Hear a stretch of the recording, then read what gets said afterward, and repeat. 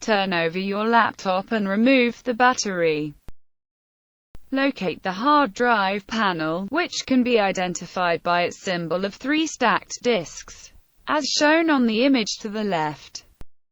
Remove the panel to reveal your hard drive. You may have to remove multiple screws before you can remove the drive. Next, remove the hard drive from the laptop.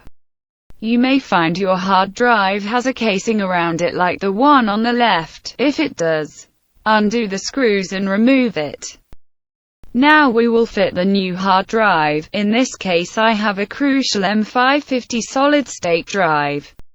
Place the hard drive cover onto the new hard drive, and screw it in place. Place the hard drive back into the laptop, and screw it into place.